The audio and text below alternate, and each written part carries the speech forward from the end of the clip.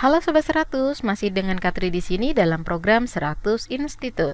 Nah, kali ini kita akan belajar untuk menyelesaikan persoalan terkait dengan statistik regresi linear. Untuk video yang sebelumnya sudah pernah kakak sampaikan untuk materi terkait statistik regresi linear. Dan kali ini kita akan mencoba untuk menyelesaikan soal terkait dengan statistika regresi linear. Oke, langsung saja yuk kita simak untuk pertanyaannya dulu. Jadi ada sebuah perusahaan manufaktur mobil ingin menyelidiki bagaimana harga salah satu model mobilnya itu terdepresiasi atau mengalami penurunan gitu ya, seiring bertambahnya usia mobil. Departemen riset di perusahaan mengambil sampel 8 mobil model ini dan mengumpulkan informasi berikut tentang usia dalam tahun dan harga dalam jutaan rupiah untuk mobil-mobil tersebut. Nah, data di sini yang diperoleh adalah terkait dengan usia mobil dan harga mobil, gitu ya. Jadi di sini ada untuk usia mobil yang 8 tahun, ternyata harganya adalah 45 juta rupiah. Nah, karena tadi ada 8 sampel, jadi di sini ada untuk yang berumur 3 tahun, ada yang berumur 6 tahun, dan seterusnya sampai yang di sampel terakhir. Ternyata sampel terakhir ini berusia 3 tahun, namun harganya juga sedikit berbeda dengan yang di sini, yaitu 235. Oke. Nah, di sini kita belum melihat ada pertanyaan ya, hanya diberikan adalah data. Nah, pertanyaannya apa? Coba yuk kita perhatikan di sini. Pertanyaannya adalah koefisien korelasi atau biasa disimbolkan dengan R ya. Untuk data yang ada di sini itu berapa? Geta. Nah, masih ingat nggak koefisien korelasi atau R? Cara mencarinya atau rumusnya? Kakak ingatkan kembali untuk bagaimana mencari nilai R. Nah, karena datanya di sini agak banyak ya, 8 sampel gitu ya. Nah, biar gampang, kakak nanti akan membuat pakai tabel untuk menentukan nilai korelasi produk momennya gitu ya, atau koefisien korelasi. Biasanya simbolnya dengan R. Nah, biar gampang, kakak tuangkan dalam tabel seperti ini. Nah, yuk siapkan kalkulatornya untuk nanti berhitung juga ya. Nah, untuk yang di sini, nomor di sini menunjukkan adalah sampel tadi ya. Ada 8 sampel. X. X ini berkaitan dengan si usia, atau biasanya ada terkait dengan variabel independen dan variabel dependen. Jadi variabel si independen ini ada usia. Itu di sini kakak tulis 83 sesuai dengan data yang ada ya. Ini adalah variabel independennya, si usia tadi. Y menunjukkan adalah harga atau jutaan rupiah. Itu kita bisa gambarkan kalau di scatter plotnya adalah sebagai variabel dependennya. Oke, jadi harga ini akan bergantung dengan si usia. Makanya ini kita sebut sebagai variabel dependennya dan ini variabel independennya. Seperti itu ya.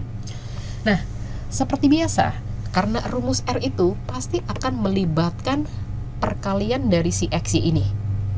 Karena kita akan butuh nanti ada SSXY sama SSXX. Ya, coba diingat lagi apa itu gitu ya. Nah, sekarang kita coba hitung dulu. Jadi kalau XY artinya ya tinggal dikalikan. 8 kali 45, 3 kali 210, dan seterusnya sampai data yang terakhir. Jadi 3 dikali dengan 235. Seperti itu. Nah, di sini ada X kuadrat. Artinya berarti ya si X ini dikuadratin. Atau bisa ditulis XX itu juga boleh ya. Karena nanti kita akan menggunakan rumus tersebut. Jadi ada X kuadrat, dari X ini dikuadratin masing-masing ya. Satu-satu ya. 3 dikuadratin, 6 dikuadratin jadi 36, 9 kuadratin 81, dan seterusnya sampai data terakhir kita kuadratin jadi 9. Boleh nanti sambil dihitung ya teman-teman juga. Y kuadrat, berarti nilai Y ini ya Kak? Iya, betul, nilai Y ini yang kita kuadratin. Agak gede ya Kak nilainya, betul, boleh pakai kalkulator maka dari itu ya. Jadi boleh pakai kalkulator untuk menghitungnya. 45 dikuadratin jadi 2025. 210 dikuadratin jadi 44.100 gitu ya.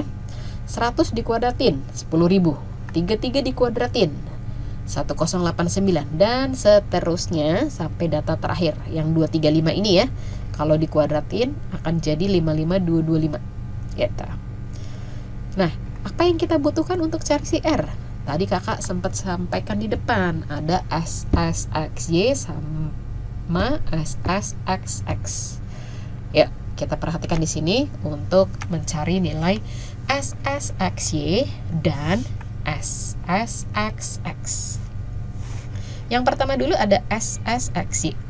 Jadi jumlah dari si perkalian XY tadi, mana jumlahnya? Nah, total di sini dikurangi dengan jumlah dari si X, berarti 42 ini, dikali dengan jumlah dari si Y, 1133 ini, dibagi dengan si N. N di sini adalah menunjukkan sampelnya. Ada berapa sampel tadi? Ya, ada 8, betul. Nah, tinggal kita masukkan nilainya ya. Jadi ada 4.450 dikurangi dengan 42 dikali 1.133 dibagi dengan 8. Nah, boleh dihitung pakai kalkulator. Dan kakak sudah menghitung, ternyata dapatnya adalah negatif 1498,25. Ini yang pertama ya, SSXY. Nah, berikutnya kita cari SSXX. Rumusnya sebenarnya hampir sama, jadi konsepnya atau polanya itu menghafal satu aja, biar nggak menghafal banyak ya. Kalau tadi XY berarti di sini ada perkalian XY, berarti kalau XX artinya adalah perkalian dari X dan X-nya. Kalau X dikali X kan makanya jadi kuadrat ya. Nah, biar gampang penulisannya di sini ditulis dengan kuadrat gitu. Sigma X dikali sigma Y, berarti bawah ada sigma X dikali sigma X. Maka dari itu jadinya adalah sigma X kuadrat gitu dibagi N. Nah, kita lihat di sini sigma X kuadrat. Dari X kuadrat ini kita cari totalnya 264. Kita masukkan nilainya 264. Sigma X dikuadratin. Sigma X di sini ternyata 42. Nah, 42 kita masukkan nilainya, baru kita bagi dengan 8. Nah, kalau sudah, boleh dihitung kembali pakai kalkulator. Dan kakak sudah menghitungnya. Ternyata dapat 43,5.